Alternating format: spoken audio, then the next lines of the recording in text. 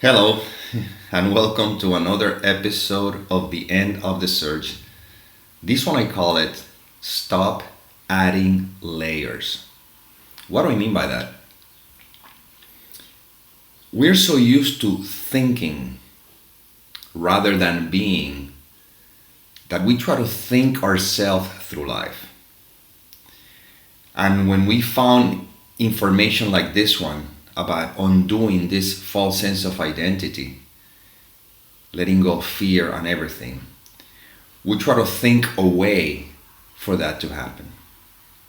And the invitation here is to notice what is obvious, which is being. Right now you are being. You're always being.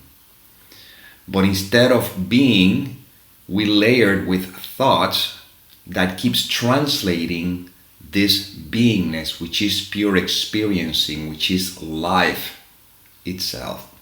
Because there is a thought, me, the individual, who now have all these thoughts. So what happens? When we begin to learn about this, the mind can get into a sort of loop. Let's say that, God, I'm feeling bad. That's a thought. A feeling may be happening, but there's a thought that says, I am feeling bad. And then another thought comes up saying, the reason why I'm feeling bad is because of blah, blah, blah, right? And then if you're in this journey, then maybe another thought may come up. But if I'm not in charge of my thoughts, if they appear, that means that I'm going to have to feel bad for the rest of my life. And then you see how thoughts on top of thoughts on top of thoughts. And then the mind is trying to solve that. Even trying to do it in spiritual terms. Okay, then just be present. Just be present. So that these thoughts no longer bother you. But you see, that is also a thought. The thought that says, just be present. And that's still reinforcing this false sense of I. So, when the mind finds itself in a loop like that, the best thing is just to be. Just be. And of course, beingness is not involving thoughts, it's not even an activity, it's right now what is. It's just that we're so used to identify with the mind and trying to solve everything that we're not giving a chance to just simply be. This reminds me of a story Gangaji used to tell when she first met Papaji. She recalls that she was telling him some of her concerns and he said to her, just be quiet. And because she comes from the, I guess Buddhism, Hinduism and metaphysical, background, immediately she went like, close her eyes, took a deep breath just to be quiet. And he said to her, not even that. Do you follow? Right now, beingness is what is. And if it's not colored with thought, it's just being. And we're now, I say learning, but in reality it's our natural beingness. We're learning to just simply be, as opposed to allowing the thoughts to somehow translate the experience for us. So right now you are being. When I ask you, if you don't identify with thoughts, what remains, it's not that I'm asking you to engage in an activity. I'm just simply pointing to what is. Right now you are the aliveness. You are life. You are being. In spite of what thoughts may be appearing, in spite of the feelings and sensations that may be appearing, in spite of the circumstances that may be appearing, in spite of any of that, the fact is that you are being. That is always, with and without thoughts, with and without feelings, with and without images or experiences. You are always. See? And this is where this is pointing to. You don't need to do anything to be.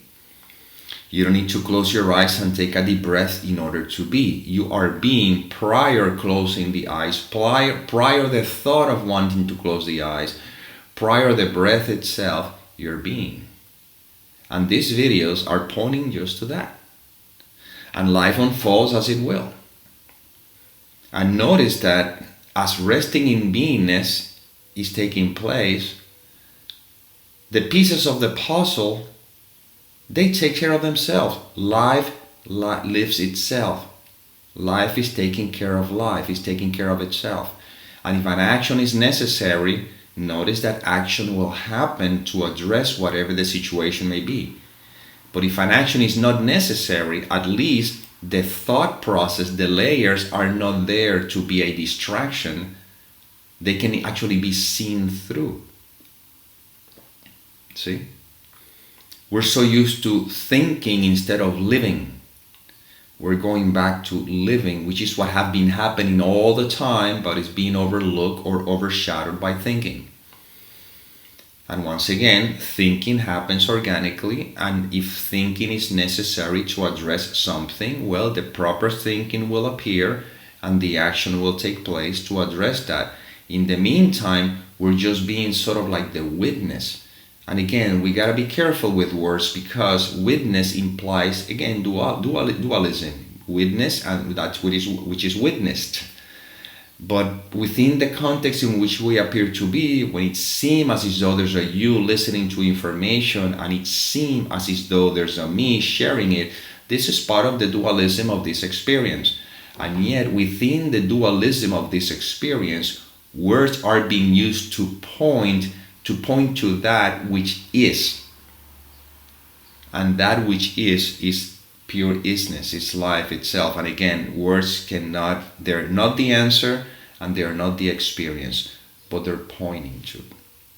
So right now, look at the signpost. Where is it pointing to? But the signpost is not the goal. You see? And right now life is. Right now, right this moment, as you're listening to these words, life is. I am. You see? And now, if thoughts appear, that's fine. Just don't engage with them so they can keep layering and layering. No, just be whatever it is, beingness right now. Life unfolding. It's pure beingness. Presence.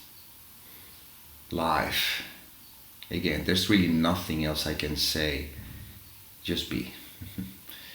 And well, this is inspiration that came through. I hope it served. And as always, may peace permeate the mind so that love can become evident.